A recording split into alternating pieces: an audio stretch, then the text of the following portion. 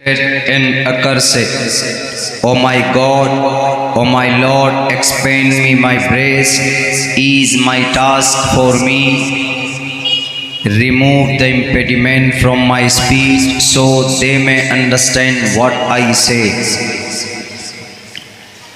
नमो ब्रह्मणे नमस्ते वायो तमेव प्रत्यक्षं ब्रह्मासि वसुदेवसुतं देवं कंसचाणूरमर्दनं देवकी परमानंदं कृष्णां वंदे जगद्गुरुमा।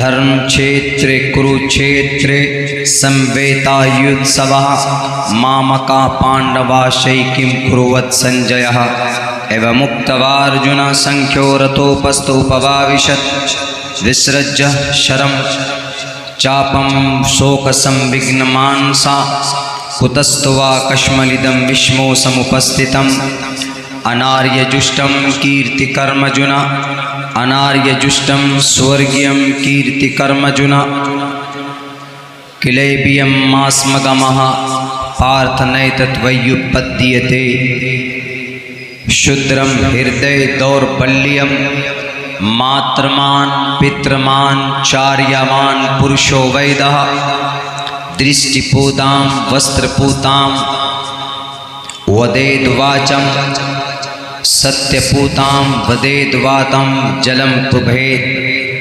ओम शन्नो वरुण शन्नो मित्र शं वरुण शन्नो भवद्वर्यमा शन्ना ब्रह्मा शन्नो बृहस्पति।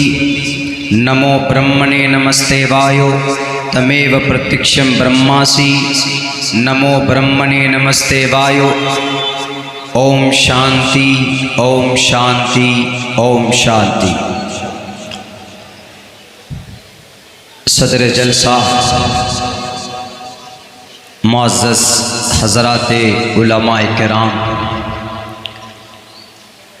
गयूर मुसलमानों और दूर तशरीफ़ फरमा हमारी समाज की माँ और बहनों और हमारे नौजवान साथियों, मैंने आप लोगों के सामने कुरान करीम की आयत तिलावत की जिसका ताल्लुक़ उमूमन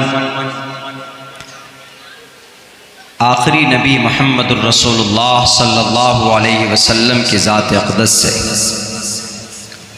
उसके बाद कुछ अहादीस मैंने आपके सामने पेश की है। मुख्तलिफ़ बातें उन अहादीस में कही गई है, मगर खुसूसन अल्लाह के नबी अलैहिस्सलातु वस्सलाम की औसाफ व कमालात और सिफ़ात बयान किए गए। उसके बाद मैंने आपके सामने अंग्रेज़ी ज़ुबान में दीवान जर्मनी ओल्ड टेस्टामेंट के हवाले से मैंने कुछ लाइन और कुछ ट्रांसलेशन आपके सामने और दुआएं अल्लाह से हमने की, और उसके बाद फिर तकरीबन हमने 5 से 10 मंत्र और श्लोक पढ़े। उन तमाम मंत्रों का श्लोक का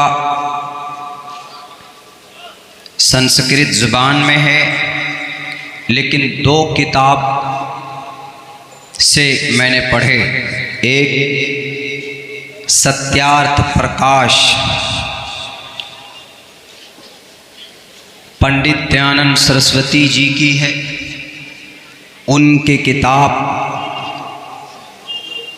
से मैंने 5-6 मंत्र श्लोक आपके सामने पेश किए। उससे पहले मैंने गीता श्रीमद् भगवत गीता के सबसे पहले अध्याय का पहला, दूसरा, तीसरा और चौथा मंत्र आपके सामने मैंने रखा।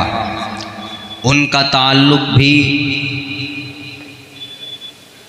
आखिरी नबी मोहम्मद रसूलुल्लाह से है, तो इन्हीं कुरान की आयत अहादीस मुबारका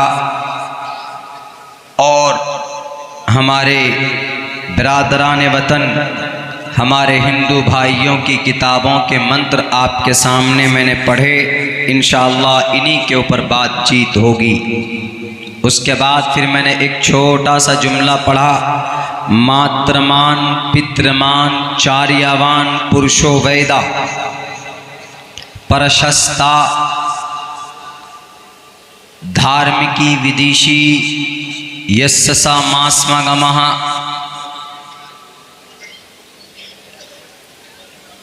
संस्कृत के अल्फाज हैं,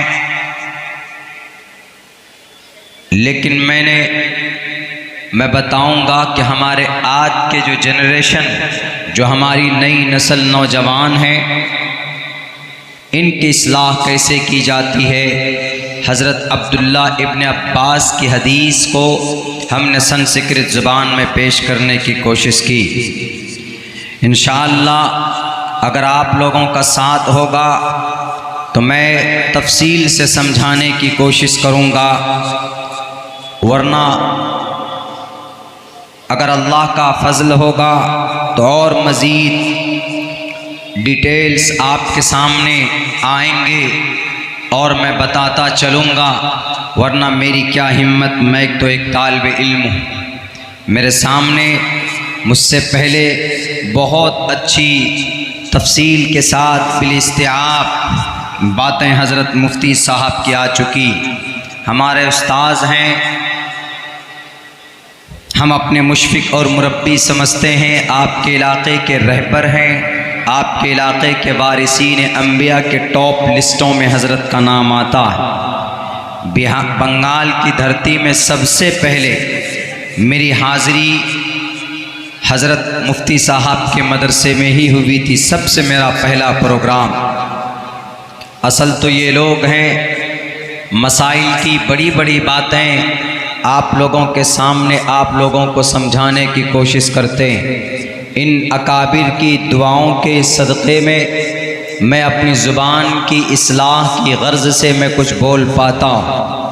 मेरे भाइयों, आज मैं आप लोगों को बताऊँगा, समझाऊँगा। आप लोगों ने देखा होगा कि अभी कुछ दिनों पहले मखसूस अंदाज में मोहम्मद रसूलुल्लाह सल्लल्लाहु अलैहि वसल्लम की ज़ात अक़दस पर तौहीन आमेज़ कलिमात कहे गए,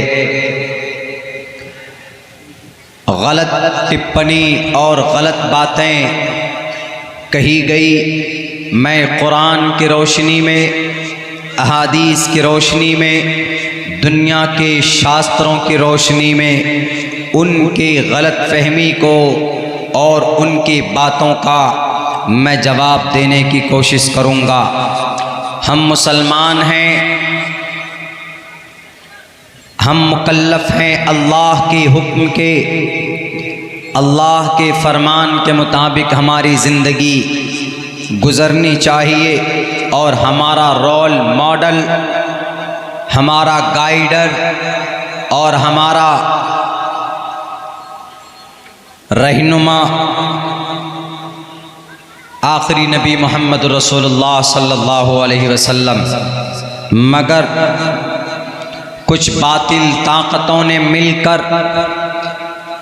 एक फसादी इंसान को खड़ा किया और उनको कहा कि तुम बोलो, तुम आखिरी नबी मोहम्मद की शान में अनाप शनाप बको, ढोंगी कहो उनको, मानसिक एतबार से बीमार कहो और उनके ऊपर इल्ज़ाम लगाओ अलायाज़ु बिल्लाह कि वो औरतों के शौकीन थे। ये तीन बड़े इल्ज़ाम लगाए गए। एक आदमी बोलता है कि मौलाना कंफ्यूज में हूँ, कन्फ्यूज़न पैदा हो गई। क्या वाक़यतन इस बंदे की ये बात प्रॉफेट मोहम्मद के बारे में जो उसने कही है, क्या वो सही है या सही नहीं है? तो सही क्या है आप हमें बताएं। तो मेरी ज़िम्मेदारी थी एक बहैसियत तालिब इल्म के कुरान और शरीयत हमारे सीनों में है। शरीयत पर कोई उंगली उठाए, नबी और अल्लाह के बारे में अगर कोई गलत टिप्पणी करे तो उनके गलत बातों का जवाब देना हमारी ज़िम्मेदारी है और हमें देना पड़ेगा। गलत बातों की तरदीद के लिए, फसादियों के फसाद को रोकने के लिए आसमान से हज़रत जिब्राइल नहीं आएंगे, कोई नबी तो नहीं आने वाले, बल्कि हमें और आपको खड़ा होना होगा और अल्लाह हमें और आप में से बातिल के सामने हक बनाकर किसी को पेश करता। अगर आज की तारीख़ में किसी ने मन बना लिया कि मैं फ़िरौन हूँ, तो उसको दिमाग में ये बात भी रखनी चाहिए कि जब फ़िरौन आता है तो उसके सामने में अल्लाह मूसा को हक बनाकर खड़ा करता है। अगर आज की तारीख़ में मौजूदा वक्त के हुक्मरान अपने आप को फ़िरौन समझते हैं तो वो ये बात भी जान ले, अल्लाह के कुरान का फरमान है, जा अल हक़ व ज़हक़ल बातिल इन्नल बातिल कान ज़हूक़ा। अगर कोई फ़िरौन है तो उसके सामने में मूसा ज़रूर आएगा। अगर कोई हिटलर है तो उसके सामने में सलाहुद्दीन अय्यूबी ज़रूर आएगा। अगर कोई अबू जहल है तो उसके सामने में माज़ और मुअव्विज़ ज़रूर आएंगे। अगर कोई अबू लहब है तो उसके लिए जिब्राइल अमीन के साथ में तब्बत यदा अबी लहब का पैगाम सामने आएगा। मेरे भाइयों, मेरे साथियों, मैं वो बात समझाने की कोशिश करूँगा। उस शख्स ने आखिरी नबी के बारे में बहुत भद्दे अल्फाज कहे, आपने वीडियो में सुना होगा, आपने देखा होगा। उस आदमी का नाम, उस शख्स का नाम मैं बताना ज़रूरी समझता। उसका नाम वसीम रिजवी। उसका ताल्लुक़ शिया कम्युनिटी से। शिया में एक फ़िरक़ा होता है राफ़ज़ी का, और जो राफ़ज़ी बिलित्तिफ़ाक़ वो कुफ़्र, काफिर और मुशरिक होते। राफ़ज़ी शिया जो होता है उसका अक़ीदा मोहम्मद के बारे में, चारों खुलाफा के बारे में, अम्मा आयशा के बारे में और कुरान के बारे में अनएक्सेप्टेबल होता है।